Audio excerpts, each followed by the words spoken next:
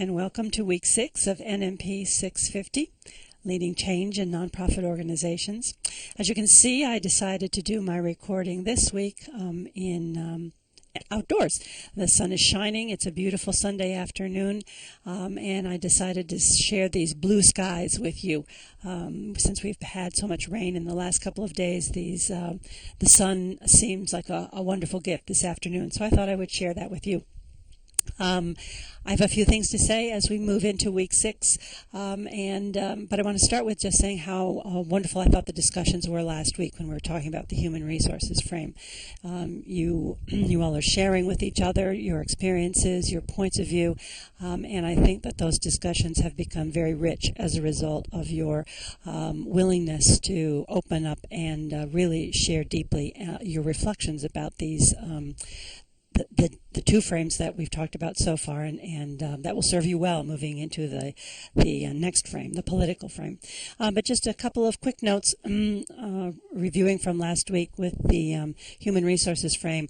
The first of which is, and I mentioned it in the recording last week, that wonderful balance, that very delicate balance in between advocacy and inquiry, and how important that is for you as a potential leader in the nonprofit sector to maintain high levels of both asking and advocating, listening to various points of view, asking for those points of view and really hearing them when you have them, and then using those points of view to formulate a direction and really advocating for those points of view in moving forward in a particular direction.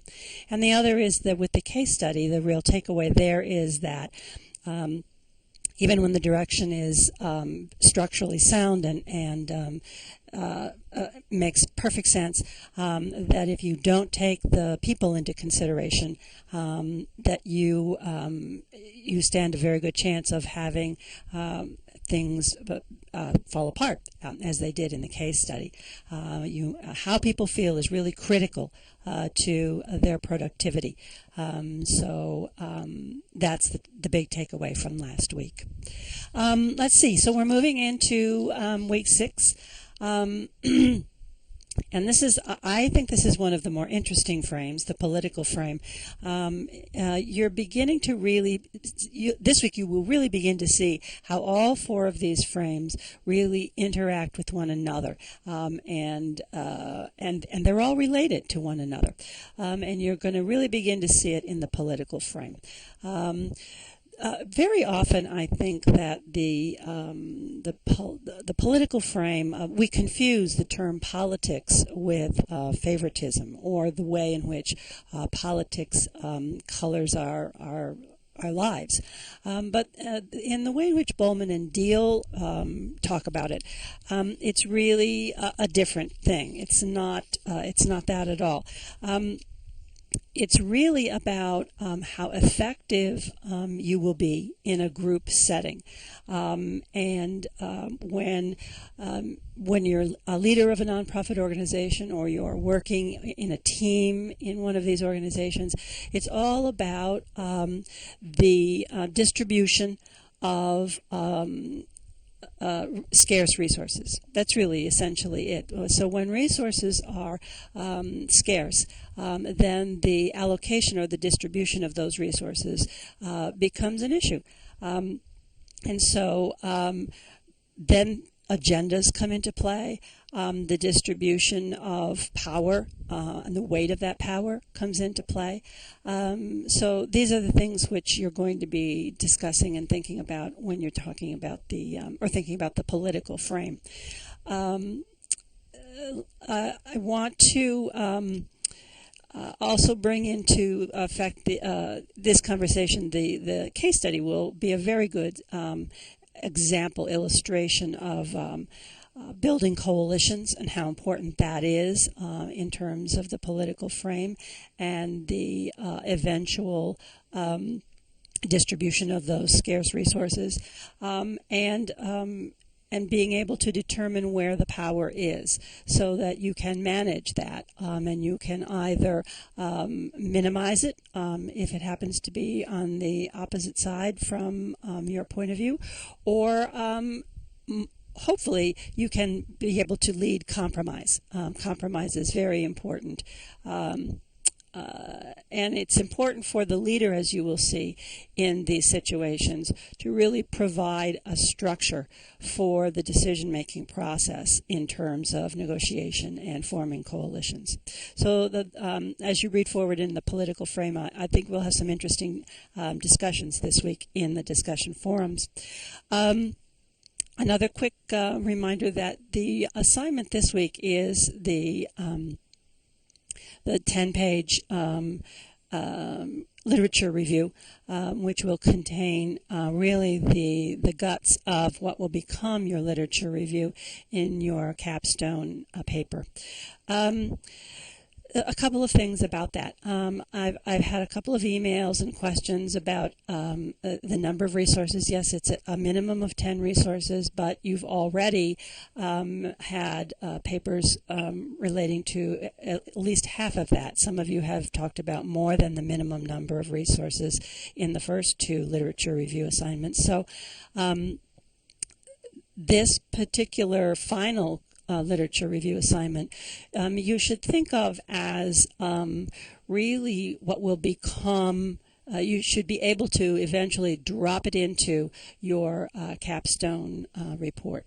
There probably will be some tweaking of it in 670, some resources that you'll add to it, or some that you will find won't end up being helpful. But for the most part, this should form the real basis for what will be the capstone portion of your, the literature review portion of your capstone. And as such, I want to caution you about a couple of things. The first of which is APA style is paramount, and that will be a big criteria in the grading of this literature review. The second is that it is not of each of the articles in a sequential format. The expectation here is that you will be weaving a story, if you will, although it's not narrative in that sense. It's more objective than that. But what I want to begin to see in these literature reviews in week 6 is the relationship between the articles or the publications or the texts that you've been reading, where they agree, where they disagree.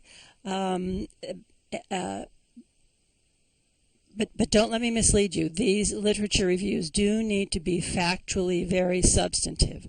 I want to know, in the literature review, you should be talking about the detail of the relevant information in each of your sources and how it relates to your topic and how these sources relate to one another. It's not simply a list or a summary. And what you're working toward with this then is, and in the literature review, there should be no analysis. The analysis will come later in your capstone report. So this is, there's no analysis in the literature review. In week 7, the assignment for that week will be to do an actual first draft of an outline for your capstone paper, and in so doing you'll see how the literature review fits into the capstone paper. So I would urge you to go back to the very beginning resources back in the introduction or week 1 where the outline of the capstone paper was presented, and take a look again at where this literature review is going to go in your capstone report. I think that is it. I'm looking forward to the discussions this week. I find the political frame particularly interesting. So give a call or an email. I've had a number of those this week, and I'm always delighted to hear from you with whatever your questions are. Again, check back frequently in that assignment question section, because frequently your fellow students are asking questions, the answers to which may apply to you as well. So double check there before you send me an individual email, because it's very possible that your question might also have a more general appeal to other students. So I'm going to enjoy the rest of this beautiful sunshine afternoon. I hope you do too. And I'll look for you in the discussion forums in week 6. Thanks.